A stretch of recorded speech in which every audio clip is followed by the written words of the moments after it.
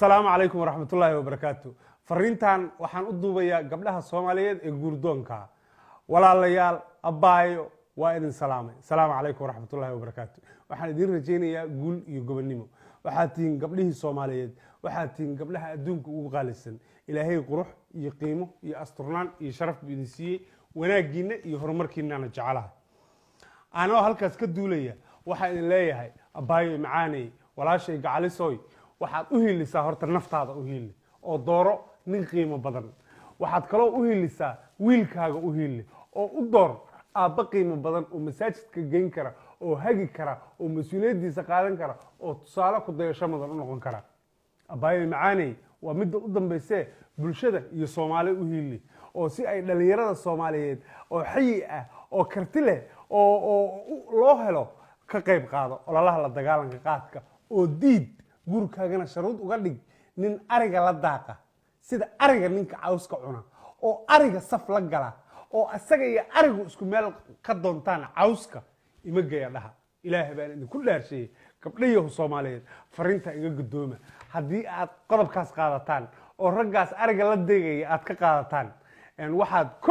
number 1 aad baa u mahadsantaan farsamayaqaan number 1 waxaad u helisay naftaada oo waxaad helaysaa nin fiican oo xay ah oo ka qasliya oo ku dhaqda oo aan habbi ku aato barad ku aato dhaado wakaas ninkaygi ilka cadcad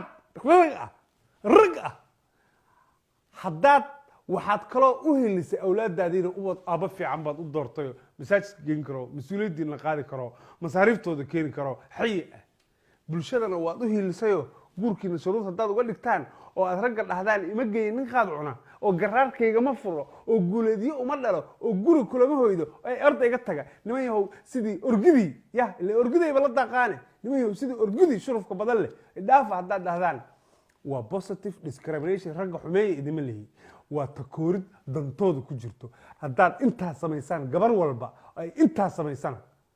qaadka raggu waa ka suulayaan ama qaadka ama qalanjaday tagaysaa marka diida raggaas ariga la daaqa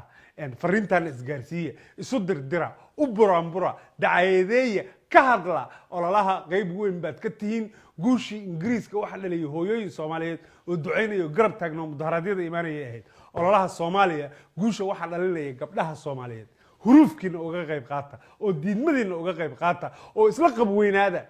oo ragga ariga la safka la gala ragga ariga iyo orgiga iyo ninka safka ugu wada jira caleen cawsa ilaahay baa idinku dhaarshay guriga kula hodeynina guuleeyina ha u dhalina guuleysta ayaan idin leeyahay aad baan idin jecelahay wanaagiina jecelahay qaadkuna ha dhaco ugu dambeyn dhamaantiin waxaan ka codsanayaa fariinta faafiyo oo sheer garay assalaamu calaykum waraxmatullaahi wabarakaatuh